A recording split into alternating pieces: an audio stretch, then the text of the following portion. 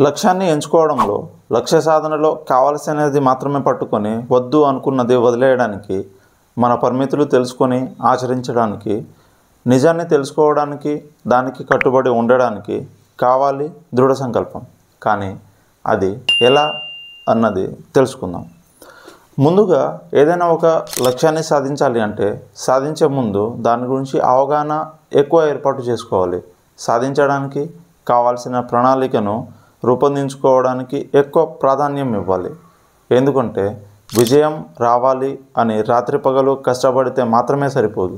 సమయానికి ఆహారం, సరిపడా నిద్ర, అన్నిటికంటే ముఖ్యమైన సరైన మార్గం అన్నీ అవసరమే. ఏదైనా నిర్ణయం తీసుకునే ముందు ఖచ్చితంగా మన మంచి కోరే వారి సలహాలు తీసుకోవాలి. అదే మార్గాన్ని ఎంచుకున్న వారి జీవిత చరిత్రలను తెలుసుకోవాలి. లేకపోతే ఎటువంటి సలహాలు వినని రాక్షసుడు రావణాసురుడి వలె మన నాశనాన్ని మనమే కొని తెచ్చుకునేవారవుతాము. ఇంకా విధికి అర్థమయ్యే భాష ఒకటే: ధర్మము, కర్మము. ధర్మాన్ని తెలుసుకోవడం, కర్మని ఆచరించడం. కర్మ నుంచి ఎవరు తప్పించుకోలేరు, అలానే కర్మకి ఎదురెళ్ళి ఎవరు గెలవను లేరు. కానీ ప్రస్తుత సమాజంలో మన ధర్మం ఎంతవరకు అన్న హద్దులు మర్చిపోయి అవసరం లేకపోయినా ఇతరులతో కర్మలో తలదూర్చుకుంటున్నాము. సంక్షోభాన్ని ఎదుర్కొంటున్నాము. తల్లిదండ్రులుగా ఎదిగిన పిల్లల విషయంలో అభద్రతా భావం వల్ల, వ్యక్తిగా సమాజ విషయంలో అనవసర వార్తల వల్ల, భార్యగా భర్త విషయంలో వ్యక్తిగత స్వేచ్ఛ వల్ల, ఇలానే చాలా విషయాల్లో మన పరిమితి దాటి వ్యవహరిస్తుంటాము. మన పరిమితులు మనం పెట్టుకోవడానికి కావాలి దృఢ సంకల్పం. ఉదాహరణ రామాయణం నుంచి తీసుకుంటే, అమృతం తాగిన దేవతలు కూడా భయపడేది ఋషి మునుల శాపం వల్ల. అలాంటి ఋషులు తమ తపోశక్తితో రాక్షసులను ఎదుర్కోగలడు, వాళ్ళని మట్టుబెట్టగలడు. కానీ రాముని ఎందుకు ఆశ్రయించారు? ఎందుకంటే ఋషుల పని లోక కళ్యాణం కోసం పరిశోధనలు చేయడం మాత్రమే, కానీ రాక్షసులతో పోరాడి వాళ్ళ శక్తిని వృధా చేసుకోవడం కాదు అని వాళ్ళకి తెలుసు కాబట్టి. అలానే నిజం చెప్పడానికి మనం భయపడతాము, ఎందుకంటే దాని పరిణామాలు ఎదుర్కోవాల్సి వస్తుంది అన్న భయం, ఎటుపోయి ఎటొస్తుందో అన్న అజ్ఞానం.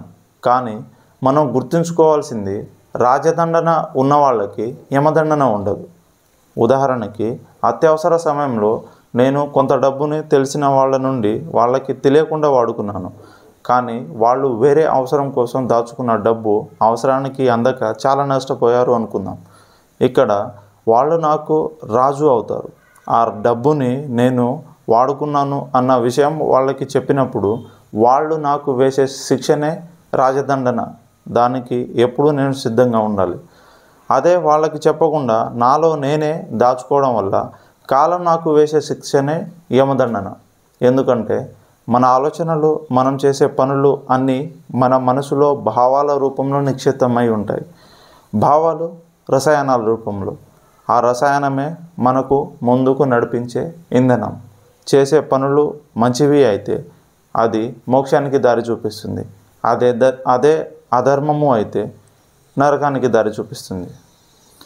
అలానే ముందు వీడియోలో చెప్పినట్టు సత్యాన్ని తెలుసుకున్న తర్వాత అందులో తీయనివి మనకు నచ్చవచ్చు, చేదువి నచ్చకపోవచ్చు. నచ్చడం నచ్చకపోవడం కేవలం మన అభిరుచులకి తగ్గట్టు మాత్రమే ఉంటుంది. మన అభిరుచి అన్నిసార్లు సరైనదిగా ఉండకపోవచ్చు కూడా. ఇక్కడ మన అభిరుచులను కూడా పక్కన పెట్టి సత్యాన్ని మాత్రమే పాటిస్తాను అన్న సంకల్పం తీసుకోవాలి. రోగాన్ని నయం చేసుకోవడానికి మనం తీసుకునే ట్యాబ్లెట్లు, పాటించే నియమాలు అన్నీ కూడా మనకు నచ్చక పోయినా పాటిస్తాం కదా, అలా అన్నమాట. ఆ నియమాలనే ధర్మాల రూపంలో మన భారతీయ వైదిక శాస్త్రవేత్తలు చెప్పారు. వాటినే సాంప్రదాయాలలో పెట్టారు. కాబట్టి ఆ సాంప్రదాయ నియమాలను నిష్టగా పాటించడం కూడా దృఢవ్రతమే అవుతుంది. నచ్చదు అనే నిజాన్ని విస్మరించడం నష్టాన్ని కలిగిస్తుంది. కష్టమని సాంప్రదాయాన్ని వదిలేయడం ఆరోగ్యాన్ని నాశనం చేస్తుంది. ఇలానే ప్రస్తుత సమాజంలో విచ్చలవిడి స్వేచ్ఛ కారణంగా పొద్దున్నే నిద్ర లేవడం దగ్గర నుంచి రాత్రి నిద్రపోవడం దాకా అన్నీ మన అభిరుచులకు తగ్గట్టు మాత్రమే జరుగుతున్నాయి. అందుకనే నష్టాలు ఎదురవుతున్నాయి, రోగానికి హాస్పిటళ్ళు పెరుగుతున్నాయి. అలానే తీసుకునే నిర్ణయంలో మీ సంకల్పం ఎలా ఉంది అన్నది కింద కామెంట్లో చెప్పండి.